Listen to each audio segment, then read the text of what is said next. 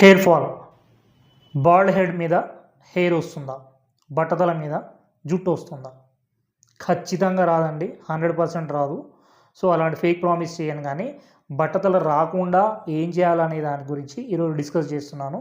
So ముఖ్యంగా 4 రకాల కారణాలు ఉంటాయి. వీటిని కరెక్ట్ చేస్తే మీ హెయిర్ ఫాల్ అనేది కాకుండా మనం కాపాడవచ్చు. సో ఎందుకంటే జుట్టు అనేది బంగారం లెక్క.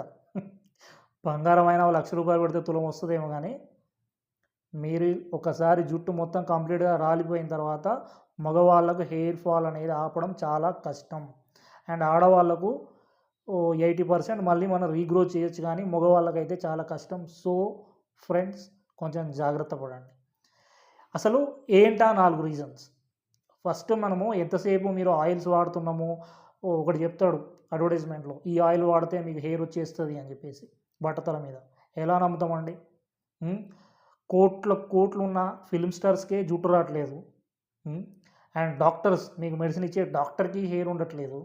వీళ్ళు మీకు బట్టతల మీద జుట్టు వస్తుందంటే ఎట్లా నమ్ముతారండి? సో ఫస్ట్ ఈ 4 రీజన్స్ని కరెక్ట్ చేద్దాం. ఏంటా రీజన్స్ అంటే రూట్ కాజ్ని కరెక్ట్ చేద్దాం, ఉన్న హెయిర్ని కాపాడుకుందాం. సో 4 బాడీ గార్డ్స్ మీ బాడీకి, అంటే మీ హెయిర్కి ఉన్నారు మీ బాడీలోనే.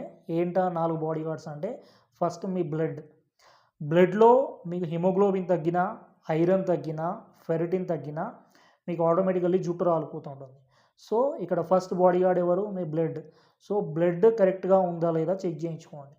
సెకండ్, మీ డైజెషన్. ఈ డైజెషన్ అనే దానికి మీ హెయిర్కి సంబంధం ఏంటంటే, ఇప్పుడు మీకు జనరల్లీ అందరికీ తెలిసింది ఏంటి?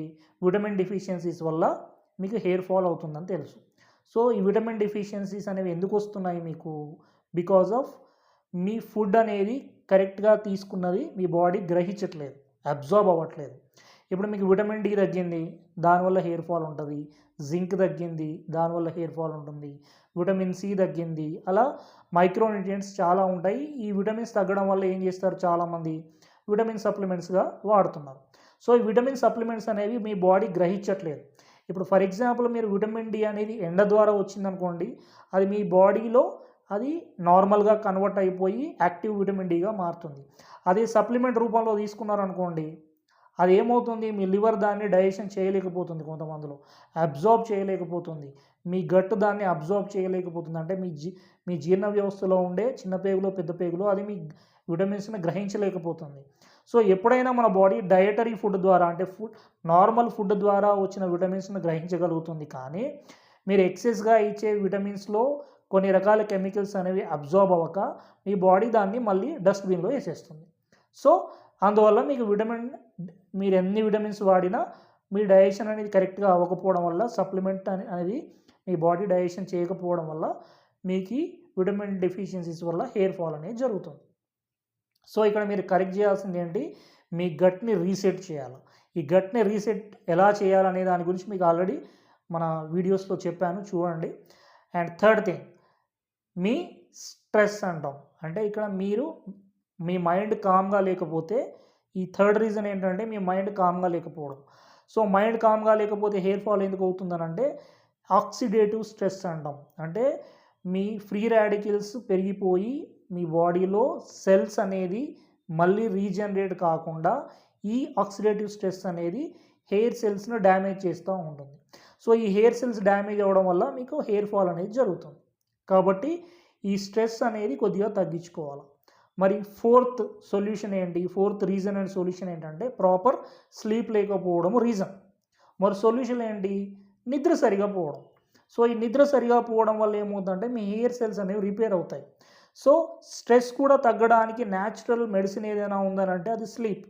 మీరు 8 అవర్స్ ప్రాపర్గా స్లీప్ పోకపోతే ఆటోమేటికల్లీ మీ హెయిర్ ఫాల్ అనేది ఎవ్వరూ ఆపలేరు.